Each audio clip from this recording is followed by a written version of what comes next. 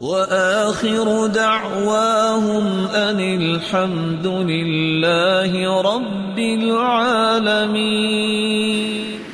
رسول اللہ صلی اللہ علیہ وسلم نے فرمایا، ما اصاب احدا قط ہم ولا غم، جب بھی زندگی میں کسی کو غم پہنچے، کوئی فکر لاحق ہو، فقال، اور وہ کہہ دے، اللہم انی عبدک وابن عبدک وابن امتک ناصیتی بیدک ماض فی حکمک عدل فی قضاؤک اسألک بکل اسم هو لک سمیت به نفسک او انزلته فی کتابک او علمته احدا من خلقک او استأثرت به في علم الغيب عندك ان تجعل القرآن العظيم ربيع قلبي ونور صدري وجلاء حزني وذهاب همي۔ جو شخص مصیبت کے وقت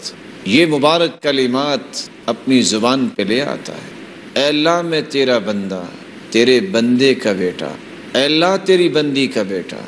اے اللہ میری پیشانی تیرے ہاتھ میں، تیرے ہی فیصلے جاری ہونے ہیں، تیرے ہر فیصلے عدل پر مبنی ہیں،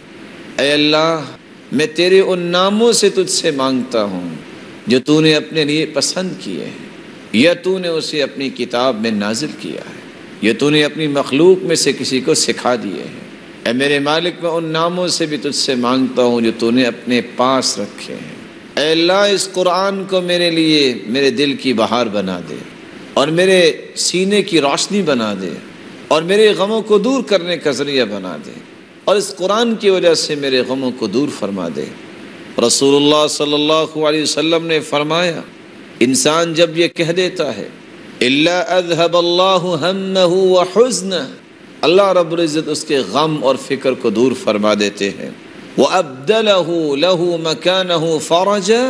اور اس کی مصیبت کی جگہ اللہ خوشیاں بنا دیتے ہیں۔ صحابی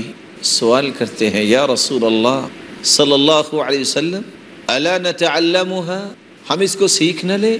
قال بلا، کیوں نہیں، ينبغي لمن سمعها ان يتعلمها، اس شخص کے لیے لائق یہ ہے جو یہ کلمات سنے کہ وہ ان کو سیکھ لے۔